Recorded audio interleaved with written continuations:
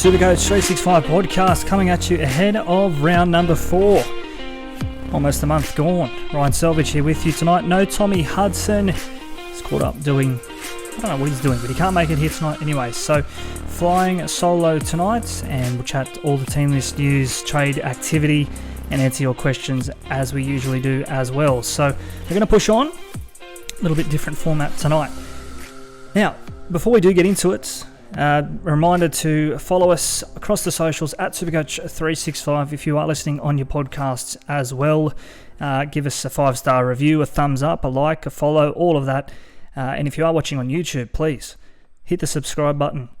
We are closing in on, I think, close to 700 subscribers. We want to get over 1,000 before the end of the season. So be so kind as to hit subscribe, leave your comments as well, and we'll get back to you before lockout on Thursday night. Now, some news before we do get into the 4th week of the competition and chatting all the games to come this weekend. The big news is Nicho Hynes is back for the Sharks, and he will line up on Sunday night. So we're led to believe in that crosstown derby against the Dragons.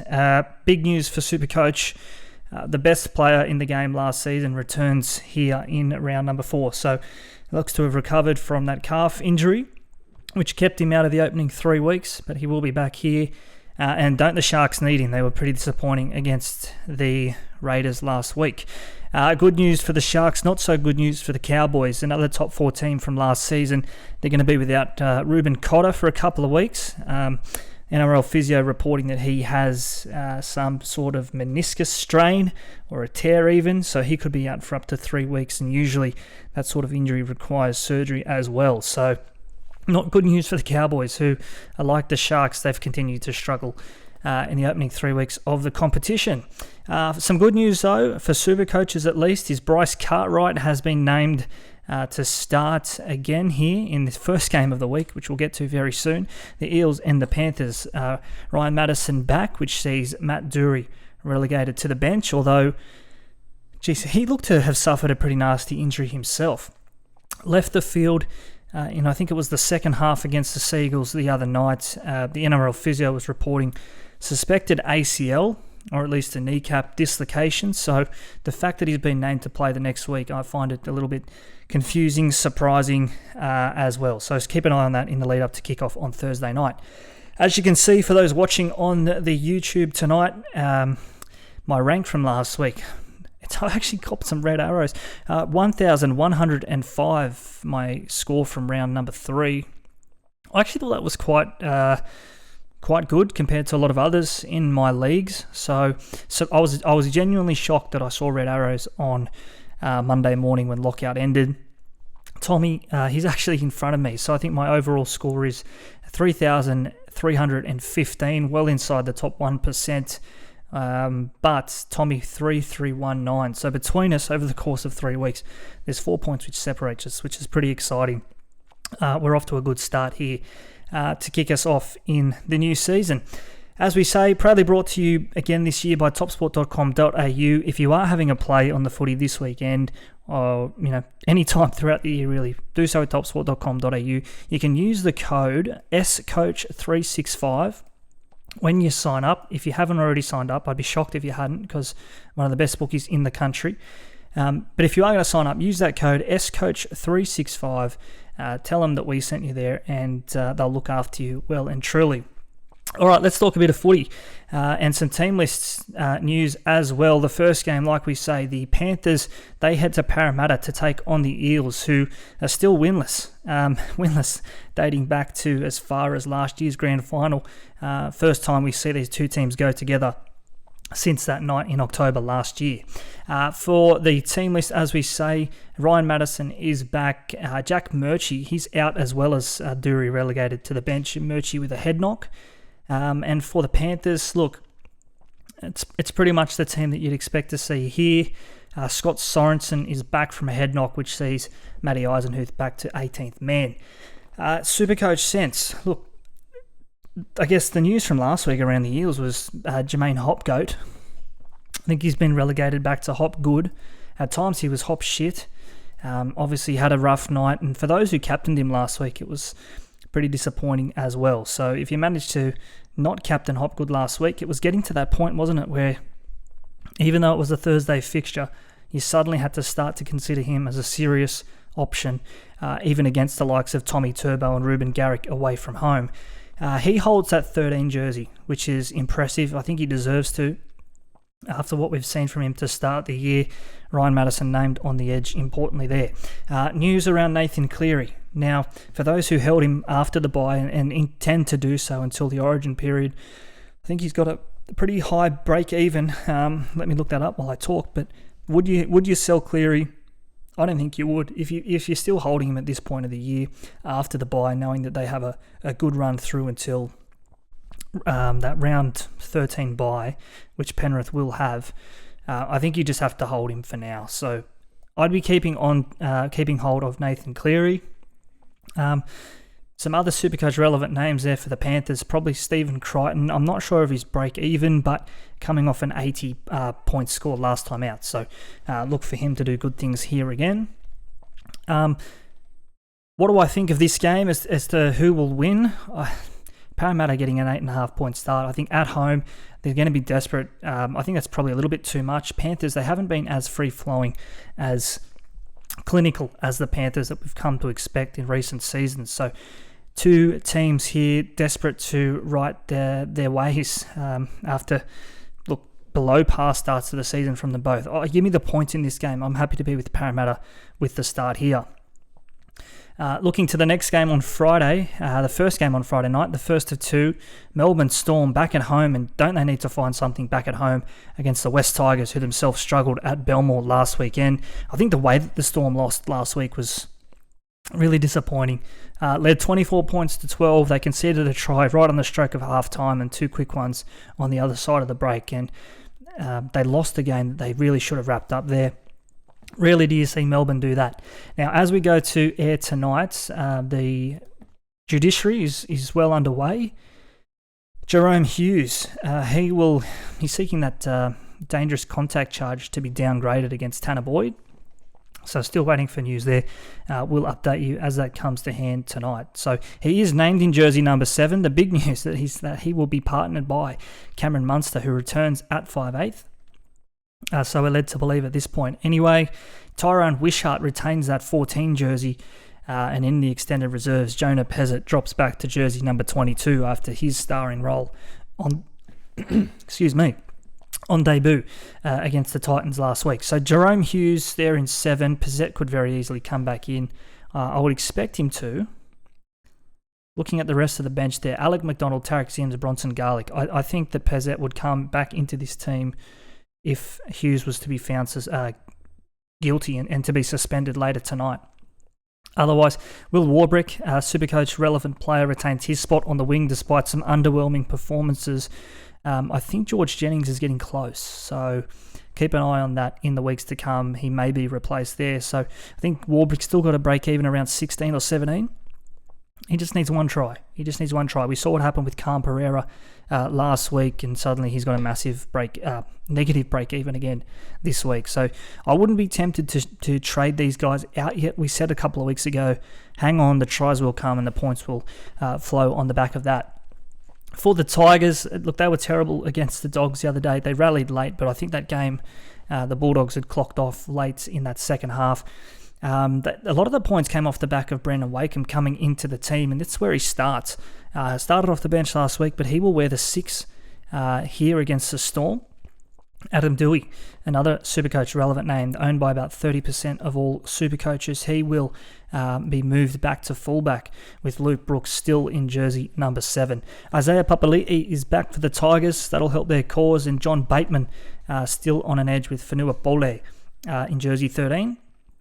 And on the bench, Dane Laurie is partnered by Alex Twall, Sean Bloor, and Alex Seyfarth. So, look, another game here, which on paper you just think the Melbourne Storm going off past history, but it's going to be tricky, I think, for the Storm to get up here.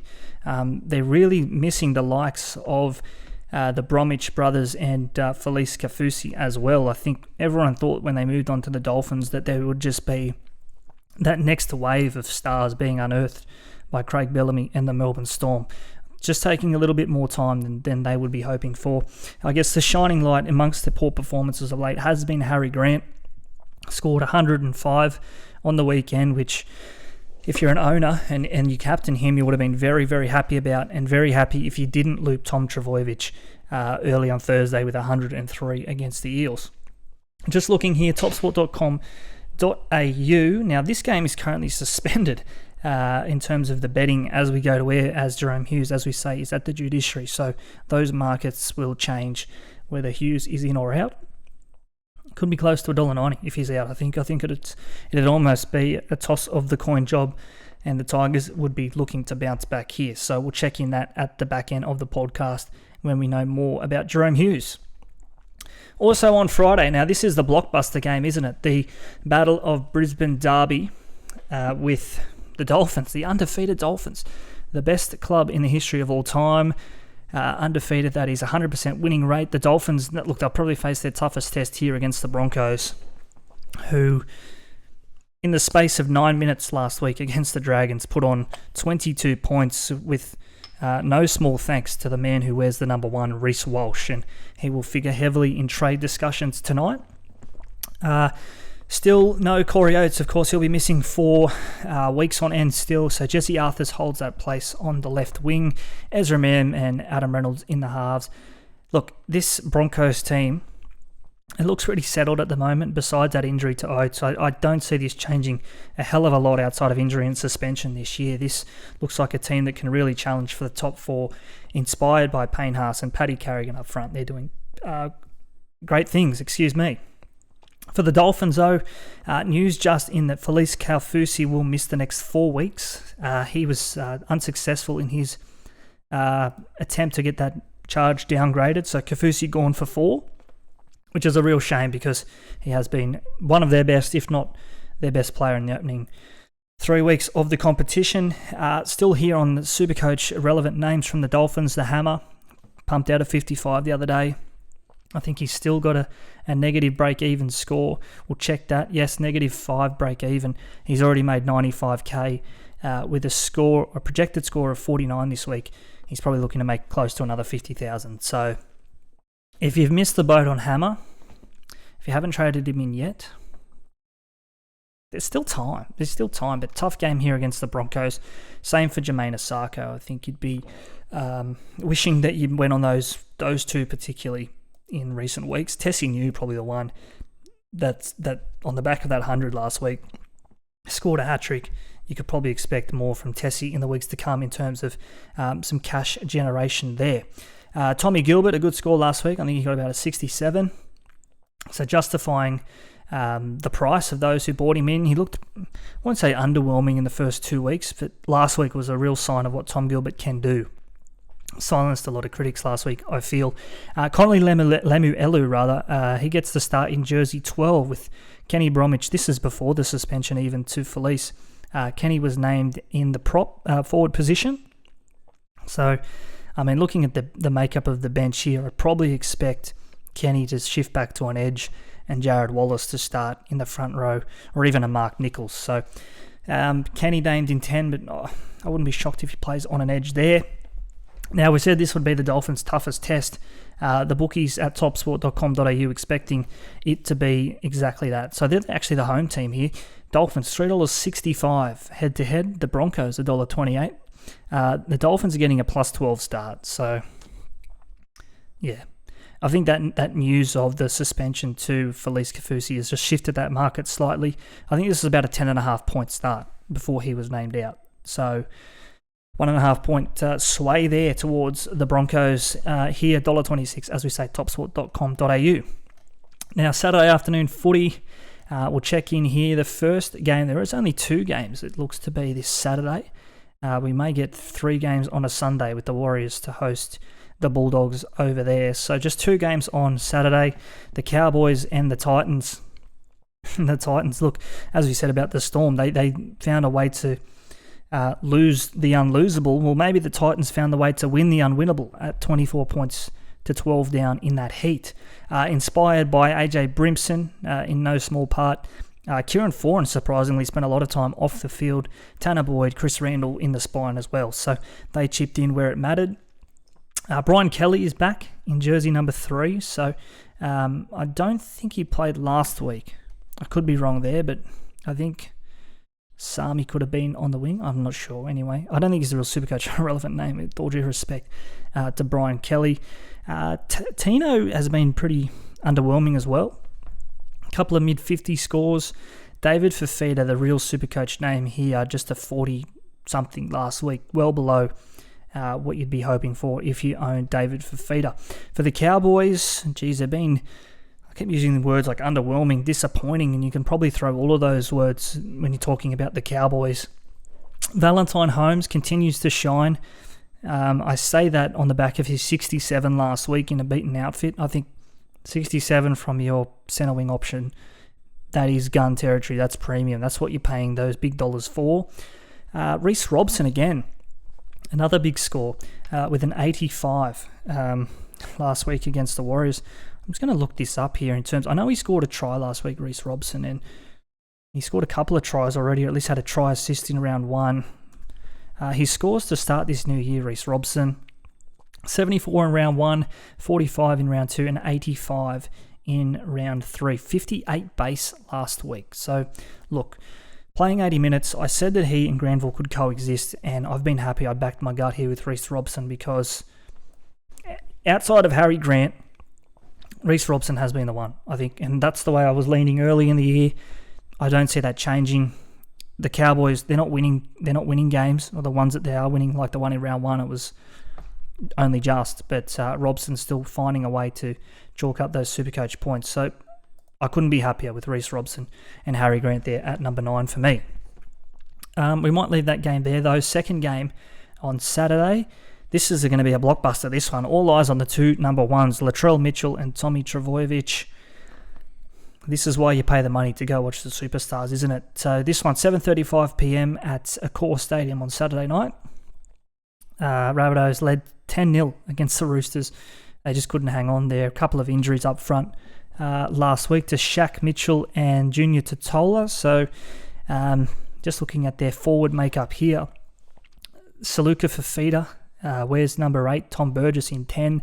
Although I think we saw this earlier in the year where they actually swapped and they started with Davy Moale off the bench. So in the absence of Shaq Mitchell, I think Davy Moale probably could see extra minutes here. I know people actually sold Moale last week. Look, I said don't move your front row forward props, particularly these guys and your Franklin Pele's, because all they need really is 2 or 3 good weeks in the 40s. They might score a try, points will come. So I'm happy that he's there, and I wouldn't be shocked if he starts this week as well. In the absence of Shaq Mitchell, who looks to be gone for a couple of months with that Lisk fracture, I think it is. Jacob Host is back on an edge. I don't think he played last week against the Roosters. I don't think he did. I think he's back from a hamstring, or at least keeping Jai Arrow out, who is still out with a hamstring. For the Sea Eagles, an unchanged outfit, it looks like. Paseka and Alawai have both taken fines for dangerous tackles against the Eels, so they'll be fit to keep their place. All eyes here on Tom Trbojevic and Ruben Garrick, really. Tommy Turbo, I think he's got a break even of -5. I'll double check that while I talk. And Ruben Garrick, a break even of around 30. Just quickly on these two, it's not too late to get Tommy. I think this is your week you get him. Obviously, the Manly players with that bye in round 2. This is only their 3rd game, so these two names, Trbojevic and Garrick, still yet to have a price rise. Tom Trbojevic break even -25, owned by 50% of teams. I'm not one of them, not yet anyway. And just let me quickly have a look at Ruben Garrick. I think his break even is still in the positives. I think it's a 33. It is. A 33. He's projected to score 100 or 95, which with a price rise of $54,000. Look, maybe not a 95 against Souths, but even still, I think any score beyond that break even, and suddenly you're paying more for Garrick next week than what you are this week. And the game next week, this is probably why I'd be inclined to go to Garrick sooner rather than later. They have the Knights in Mudgee I think it's next Saturday afternoon. So, Mudgee, we know what that place is like. It's always playing dry, hard and fast. 3 p.m. that game next Saturday afternoon, Seagulls versus the Knights. This is the week. If you're getting Garrick, this is the week. I probably couldn't put it any more succinct, more simple than that. I think next week's too late. They play round 13. He's dual position. He's just a player that you're going to want to be with for long parts of this season. So I will be looking very strongly towards the direction of Ruben Garrick. Still on the Seagulls very quickly, their forward pack relatively unchanged. Josh Schuster still in jersey number 6. Plenty of questions around tonight, which we'll get to them in the back end of the podcast around Josh Schuster. Are we concerned that he doesn't have the base of other 5'8", i.e. a Dylan Brown? Maybe a little bit. But a lot of other 5'8" in that price category, they're just quite simply not in a team as good as Schuster. They don't have the artillery around them like a Travojevic or a Kelma Tuolangi on that left side. So for me, Schuster is someone who, if you didn't start with him, I think he even may have missed a game. He missed round 1.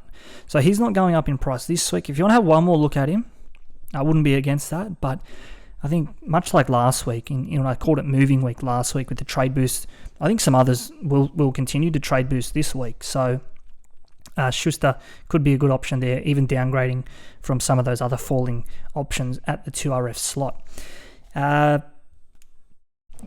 Looking in terms of a tip here, topsport.com.au, do I have one? I think Manly are getting a plus 4.5 start. So $2.40 outsiders here. The Rabbitohs $1.57 head to head. I think in a game, I'd probably have the market a little bit closer than that. I'd probably have it $1.80, $2. So in a game where Manly getting 4.5, give me the points every day. I think this game is all but a pick-em sort of game. So Manly getting a 4.5 start there at $1.90. I think that's the way to go if you are having a punt on that game. Okay, Sunday afternoon footy, we mentioned it. The Bulldogs kick us off here. Now, this is 2 p.m. local time, I'm led to believe. No, it's not. 2 p.m. Sydney time. Okay, so a later kickoff over there in Auckland. First game back at Mount Smart Stadium for the year for the Warriors. Charles Nickel-Cookstar is back from that head knock. Jackson Ford returns as well from that concussion against the Roosters. The Warriors have had a lot of head knocks here. Wade Egan out with that concussion suffered against the Cowboys, which sees Freddie Lucky come back in. And Mitch Barnett, after that crusher tackle, he will miss a week here. Serraldo for the Bulldogs has named an unchanged team. Josh Reynolds, he won't be in jersey number 18 as he was at Belmore last week, and still no signs of Tavita Pangai Jr. here. So for the Dogs, probably not too many Supercoach relevant names outside of those cheapies at centre wing, like your Hayes Perhams or I won't call him a cheapie, in fact anything but Jacob Kiraz. Again, was a pretty popular trading target last week, had a negative break even, still does here. I will check this, but he did make a stack of cash last week. Is it too late on Kiraz? I'll tell you, he made 77k last week. His break even still is minus 15, projected to get a 62, which I don't think is out of the realms of the possibilities here. That'd have him at a 700k price tag for Jacob Kiraz. Just a mountain of base stats here, and how could I forget Paul Alamotti as well? Another cheapie there at the centre wing slot with the 78 score last week. Hold on to him. He's not going anywhere. Paul Alamotti. On Kiraz, look, at that sort of price, you're a stone's throw. You're 100k. I'll call it a stone's throw off Ruben Garrick. Garrick or Kiraz? Garrick for me. I think the duel helps.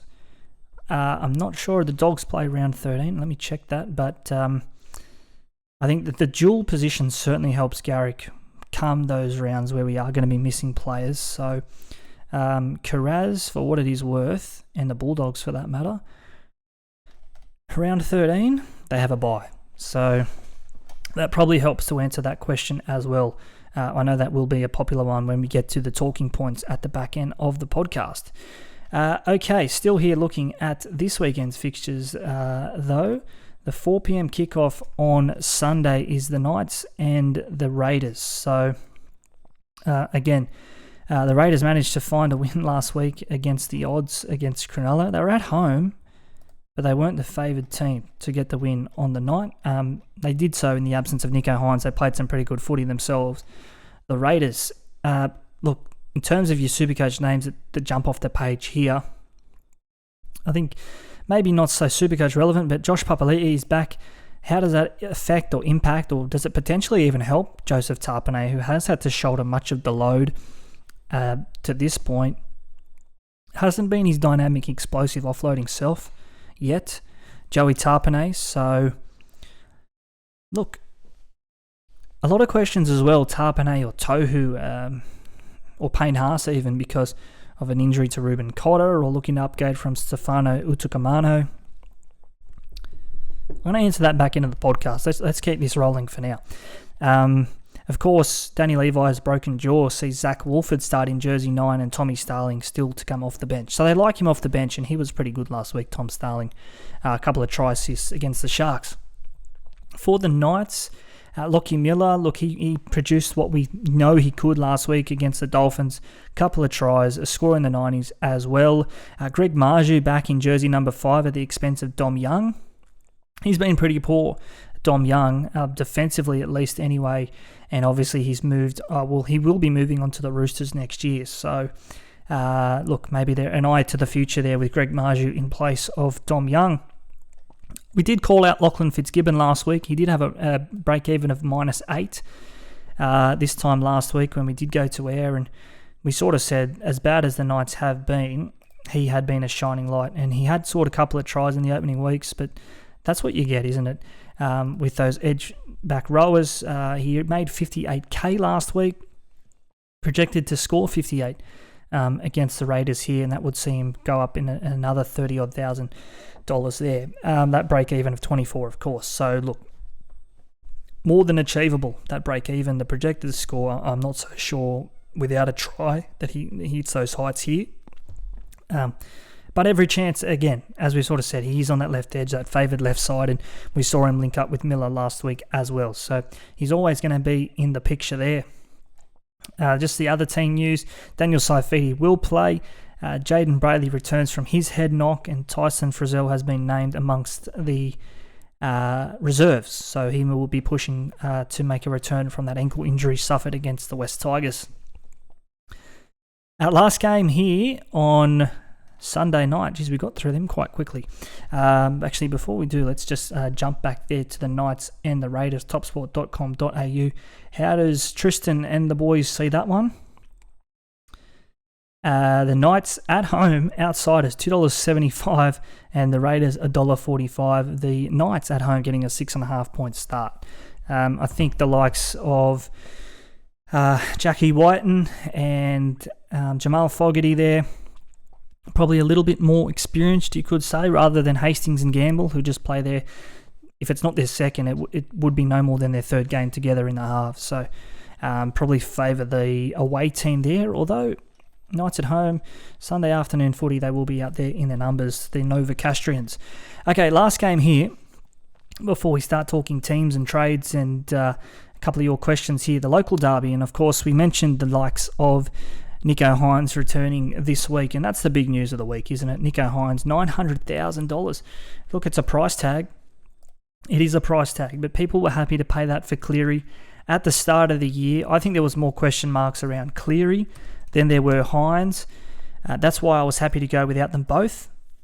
Even when Hynes was injured, it didn't lead me to think I needed Cleary. Cleary obviously had a couple of tough games. I think they had the Eels, and then they had, not the Eels, rather, the Broncos, and then the Rabbitohs. The Eels this week, of course. The bye in between that, a break-even for Cleary of 161.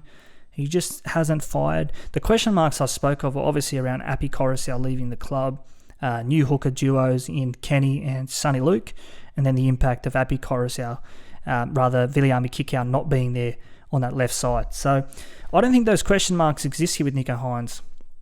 Just looking at this Sharks team list, I know Nicho was injured, but Cleary, he had a long off season. Obviously went to the World Cup. They played the last game of the year right up to the grand final.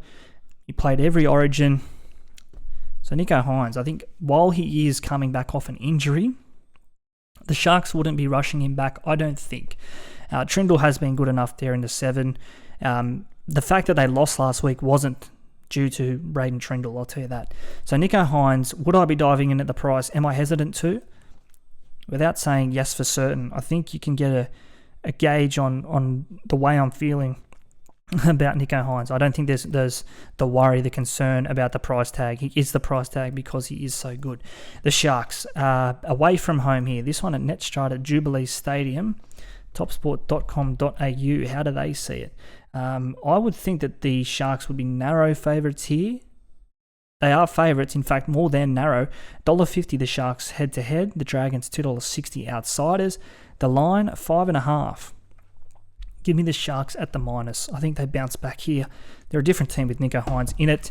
The Dragons, look, they were competitive for 70 minutes against the Broncos, and to me that says plenty. I think the Broncos are a very good team. The fact that they were able to score 3 tries against the Broncos, I think that's probably a credit to how well the Dragons played. They just clocked off the last 10 minutes. And it coincided with the return of Payne Haas in the field. So I can't blame the Dragons for falling away late there. They probably shouldn't have conceded the way that they did. But the fact they lost the game, I don't think you can read a hell of a lot into that. Tyrell Sloan will be a popular SuperCoach name this week. Get to go up in price. So again, you can make a case maybe of trading a Cam Pereira or a... I'm just trying to think of someone else who's maybe falling or failing there. Braden Williami maybe at centre wing, an option that isn't named this week. But in terms of Tyrell Sloan, let me just look here. Obviously, he's just played the 2 games to this point, 298k, an average of 65.5. He has scored a couple of tries, but a break-even here of -41. A projected score of 34 would see him make about 65k. If you want the cash, I can't talk you out of it. Tyrell Sloan, dual position as well, so that could come in handy in the middle part of the season when players are missing on rep duty. I'm not going to talk you out of it. It just depends what sort of other pressing issues you have in your team this week. For what it's worth, I couldn't justify it. Probably not too much else to speak of here from the Dragons. Jack Bird in 13. He's been performing pretty strong. I know he had that try assist round 2 to Blake Laurie. Did he back it up? 53 in base. Look, solid. Centre wing option. Again, probably a luxury trade at this point of the year. I couldn't be doing that myself. Just too many good cheap options there. And even looking at the cheapies last week, we've obviously mentioned Hamaso, Tabuai Fidau 55, Alamotti 78, Holmes, my gun 67, and on the bench even your Cam Pereiras and such with a 65, all outscored Jack Bird. So, yeah, I think he's a solid option. Whether or not I'd be going that way here in round 4, probably not, to be honest. Okay, so that's it for the 8 games this weekend. Obviously, the Roosters with the bye amongst all of that. We're going to take a quick break. On the other side, talk our trade plans this week, at least mine, and answer some of your questions as well. Are you suffering from frequent bouts of bet limititis? Try TopSport. Other providers may significantly limit your bets, causing frustration and angst. TopSport clears that blockage by welcoming big and winning punters, giving you fast, effective relief on those bigger bets. Overcome bet limititis by downloading the TopSport app today. Brought to you by TopSport. Feel the excitement. What are you really gambling with? For free and confidential support, call the number on the screen or visit the website. Yeah, that number on your screen, 1-800-858-858.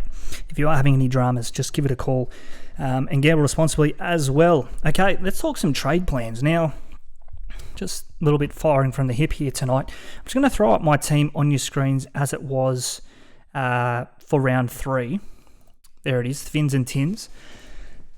So this is how my team lined up last week. Reece Walsh at fullback. I went a week early on Walsh from Teddy, so I know that will be a popular trade move this week. Paul Alamotti, Valentine Holmes, Joseph Suaalii, Hamaso, Tabuai Fidau in the centre wings. Josh Schuster and Sam Walker in the halves. In the front row, Christian Welch and Ruben Cotter. Harry Grant was my captain at number 9.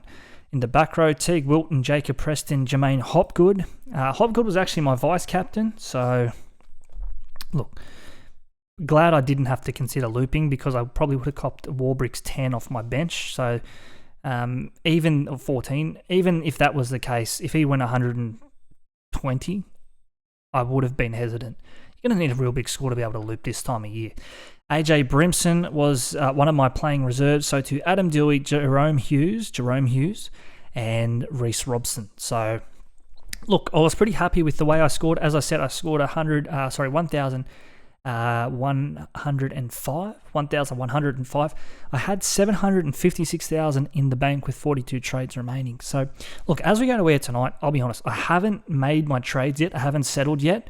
I will confirm these in the lead up to kickoff on Thursday night. We do it every week. If you haven't followed us on Instagram, I don't know what you're doing. At SuperCoach365, follow us there because that's where you will get our final team. And while we're talking about Instagram, Wednesday night, it could be our best post of the week. A regular post, our captain's call. We put up the best captaincy options of the week. We do it every Wednesday around 9:30, 10 p.m. Sydney time.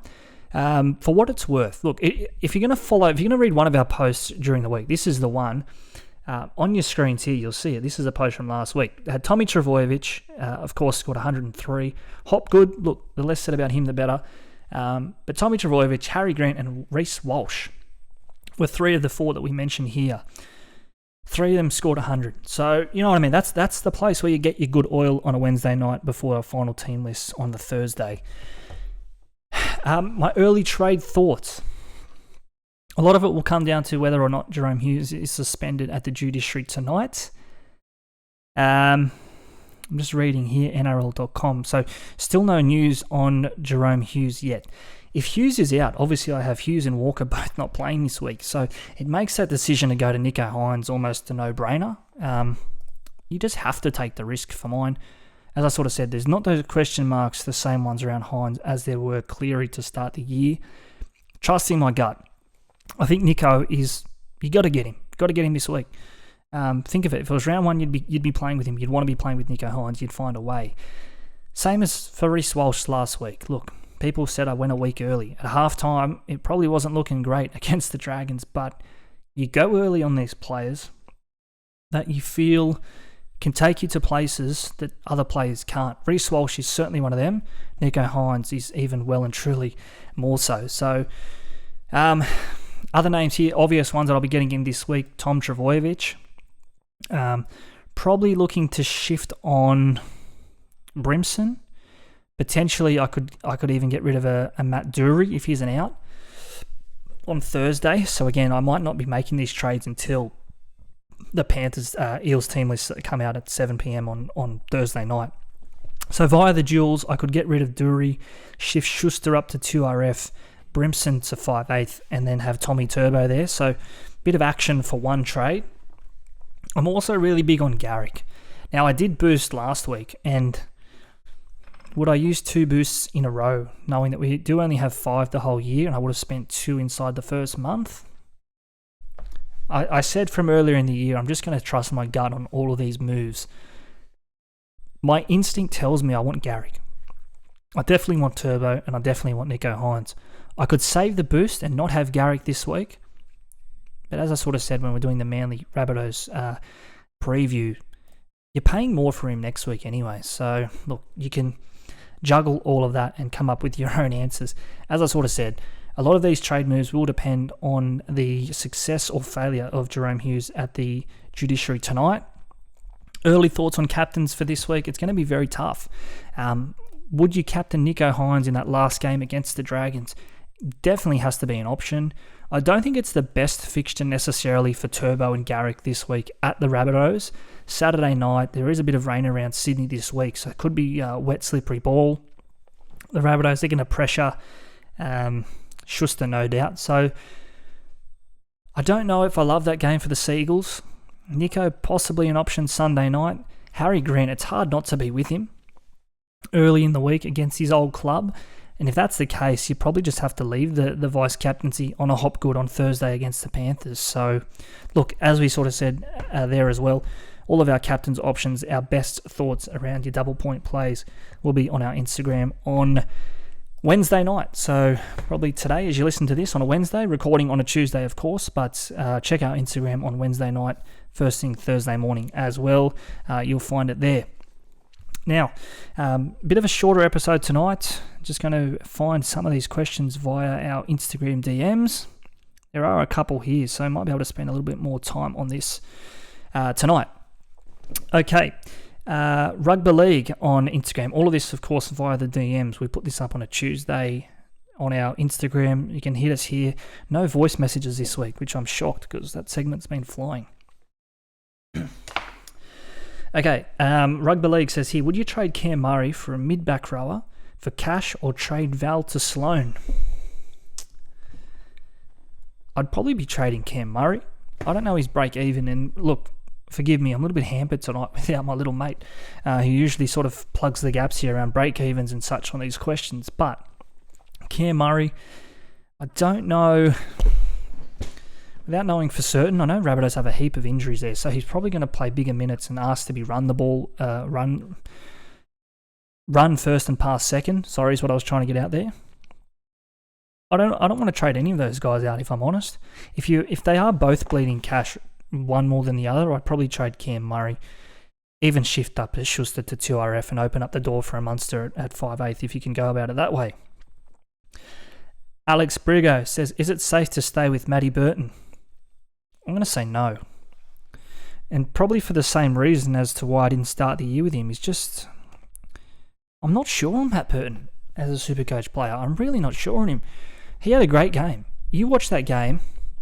If you didn't know the way that Supercoach scoring worked, and if you just watched that game against the West Tigers, you would have thought he scored 100 Supercoach points.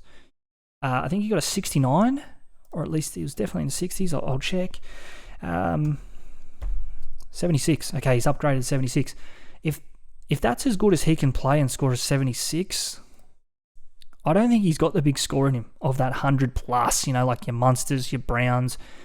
I don't think he's got that. So I could be proven wrong, but I'd probably be happy to go around Matt Burton. I don't think as a non-owner I'm going to be as burnt by not having Burton as I would eventually Munster, Brown, even a Cody Walker at different stages. Still, you have to have him in the conversation. So no, leave me out of Matty Burton there. Jack Priv says sell Dewey or Murray to Hynes. He's holding Cleary. Okay. Look, different way of approaching it here in terms of cashing out. I'd probably go Murray. I know Dewey's been moved to fullback. That could make him better. That could make him even better. Probably should look at Cam Murray's break even while I think about all of this, because obviously Cam is bleeding a bit of cash this week. So in short, Dewey or Murray to Hynes, I'd be selling Murray. I just think Dewey was pretty horrible against the Bulldogs, but in saying that, he's going to be kicking goals.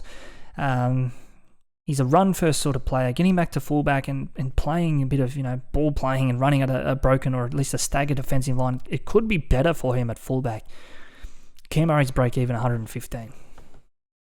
Projected to lose 41k. He lost 36k last week. So okay, there's reason there to move Murray on. The Tigers draw though, I'd have to check that. For me, as a Dewey owner, I'm happy to hold him this week. He hasn't even come into my thoughts to trade him out. Okay, Minnow17 says, I really think Kiraz is the new Teddy or RTS. Look, two of those names you mentioned there were 200, 250 plus metres per game. Even Roger used to pump 300s on occasions, didn't he?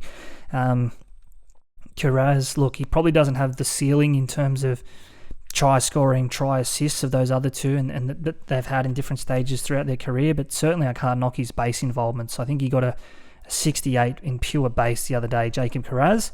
Speaking of Roger and Teddy, he's actually leading the Dally M. So a couple of Dally M winners there in Tedesco and RTS as well. A couple of other ones here. Mitch 1983B says, no one's talking about Munster.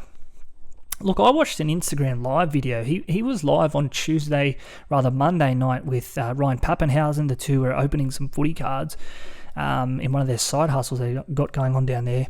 Munster wasn't confident. a lot of questions coming in. Was he going to play round 4 or round 5? And he said, oh, look, I'll probably be back next week, maybe this week. Pazzet's still there in the extended squad. As we sort of said, I'm still refreshing this here, NRL.com, around Jerome Hughes. I just want to know if he is, if he has been suspended yet. No, it's actually Fletcher Baker who's in the chair now anyway. So we won't get to the Hughes news before the end of the pod. Look, I hope Munster plays, but no one's talking about him. There could be a good reason for that. SGH Beck says here, Sloan cash grab. I said I couldn't talk you out of it. If you need cash, I mean, no one can have too much money in this world, be it SuperCoach or otherwise. You can't have too much money. Sloan cash grab. If that's what you need, you do that. Okay, Bosco Harris 14 says, is it worth it to own both Nico and Cleary? I mean, is it worth it? Probably not. I think I'm just going to have a look here at Cleary's break even one more time. Was it 170? 160? Nico, you know what he's coming here. Question around Nico is, would you go knowing that he has a bye in a couple of weeks' time and you're going to have that 900k sitting on your bench potentially about to bleed cash like Cleary here? Cleary's break even, 161. Projected score of 30. Look, he'll beat that. He'll beat that against the Eels. So he won't be losing his projected losses of 113. But 161, he's probably losing some cash this week, and he's a very good chance to. He could have had a couple of hundreds, really, to start the year. As a non-owner, I was terrified to watch him the opening 2 weeks, knowing that all it was going to take was one big score. He went within a whisker of scoring 120, 130 on both occasions. He was playing good footy, just didn't translate. Is it worth it to own both Nico and Cleary? I'm going to say no. I wouldn't be diving into Cleary this week, and if you've got him, it's a pretty easy sell to Nico. Save your cash there. Riley Milton 4 says, should I trade Garrick for Carraz now or get him for Meany next week? Carraz. I don't have him, right? So I can probably speak from someone who watched him last week. I was terrified before the game of not owning him.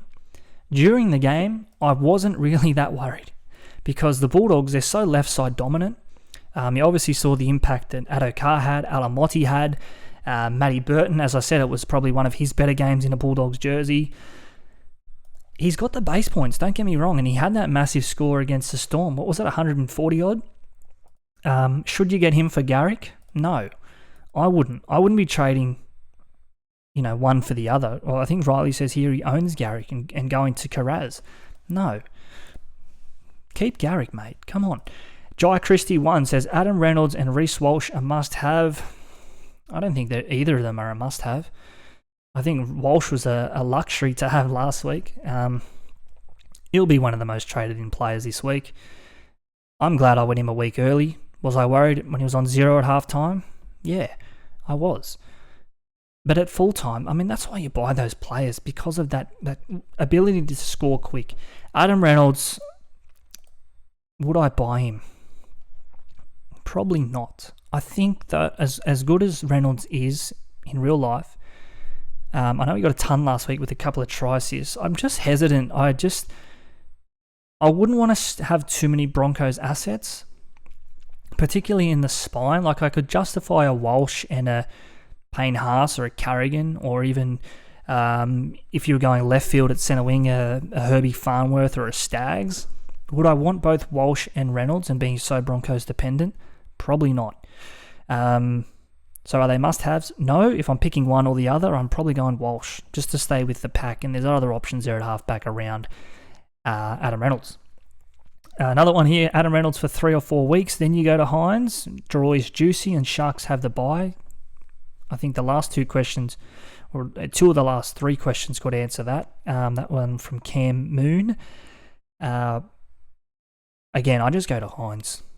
Not _ Howie says here, is Dewey a sell with his break-even in the Tigers form? And if so, is Schuster the answer to pocket some cash? Probably.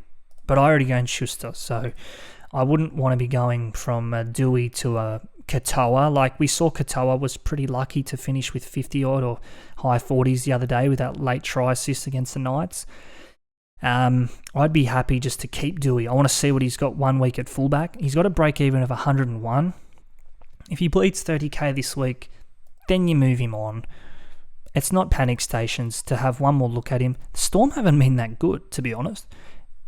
Can Dewey score 100? 100% he can. We saw what he could do week 1 against the Titans at Leichhardt. He's got that big score in him. He's a run-first sort of player. His passing game has been off this year.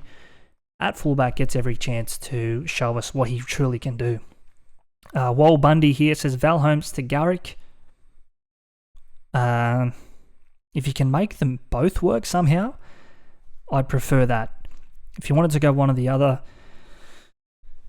the Cowboys, they just haven't been the Cowboys that I was hoping them to be this year. Valentine Holmes, pretty poor effort the other day from the Cowboys all in all.